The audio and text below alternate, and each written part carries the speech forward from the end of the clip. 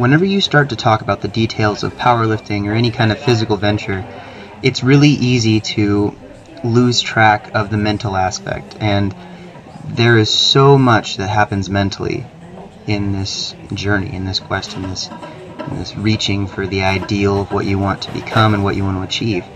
And it's difficult to give someone the ideas of how to condition themselves mentally for it, because I would say 9 times out of 10 people will fail mentally before they actually fail physically. And this session was one of those times where I had to take a step back and use it as a chance to focus on my mental toughness, and really that had to be the key point. That had to be the main thing that I was doing. And reason being, I didn't have a whole lot of time in between this session and the last couple. This is coming out a few days later, but this was my 3rd squatting and pressing workout in a row in 3 days time. I did my pause squats, my 1-inch pause benching, and my conventional deadlifting on Saturday. I did high bar squats and overhead pressing on Sunday, and then this workout was Monday night after a full split shift, and I didn't have a whole lot of time.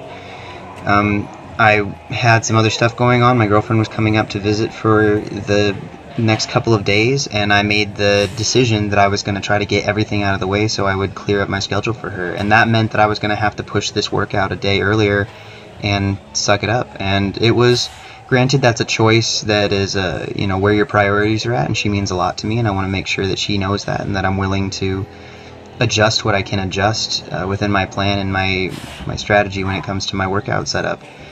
But ultimately, I made the mental decision, and I toughened up, and I got through this session. This was a rep squat day, which I have decided on the Cube Kingpin RTS split is my least favorite. I am the least excited about doing reps on any of these days, and partially because the ranges that are given in the program are pretty ambiguous. It was written down 2 to 3 sets of 5 to 8 reps, and on the first set, I decided I was going to stick with the given, I think it was 80 or 85%, 80% I believe, and determine where I was at on that.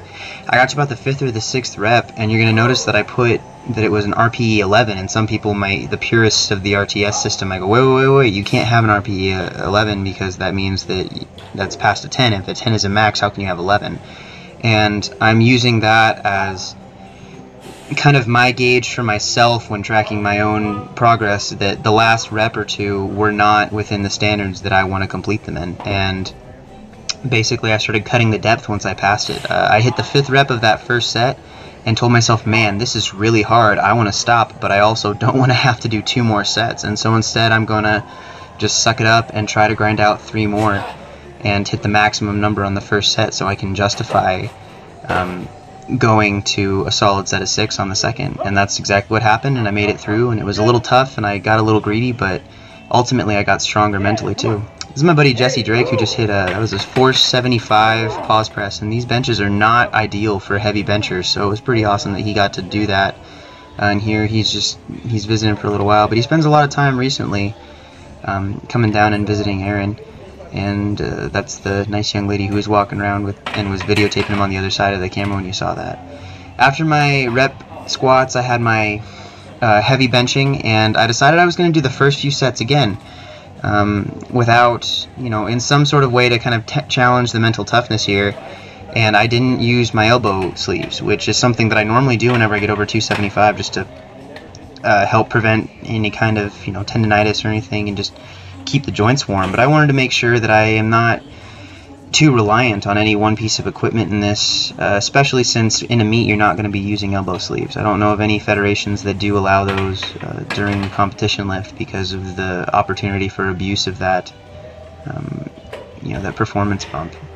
But this was sets of 330 for solid doubles. I felt really, really strong throughout all of these, even though I was still pretty gassed from the reps. I got really dizzy from the sets of squats, and that is just the nature of the beast. But I had just come over and I popped up the weight another 5 pounds over because those other sets had gone so well, and managed the 2 doubles here at 350.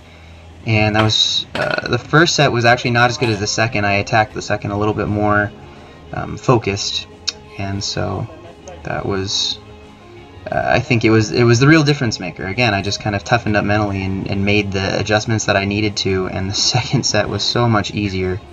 There you have it. Afterwards, I moved back over to the high bar squat, which this was going to be rough because I was so torched already from the few days of squatting that I've had and from the low bar rep work that I had just done. But I told myself, you know, this is my chance to get better and I have to take the opportunity. And they went alright. I'm getting a lot more comfortable with these. They're still far from good.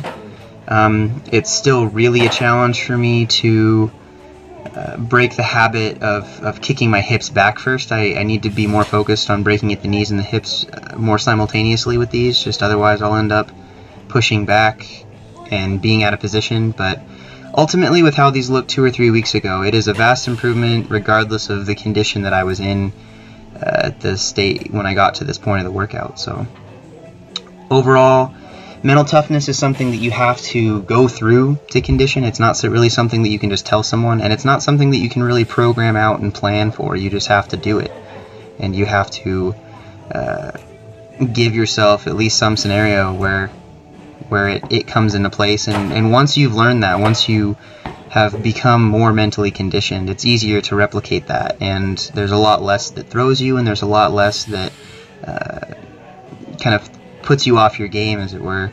And so I feel more and more ready for the meet as this kind of stuff goes on. And the same thing happens. I've seen Mike Teixeira do multiple mock meets in a week, and things that people say are not really possible because of, you know, how do you have the work capacity for that? And I think it's really easy to displace the amount of focus that really has to be going on in the minds of the people who do these crazy things. And when Blaine Sumner went to the Arnold Classic weekend and competed 3 times in 3 days, and in the first 2 days set some really crazy records and won both meets, and then in the 3rd day he moved his head a little bit on a bench press but would have won that too if that would have counted.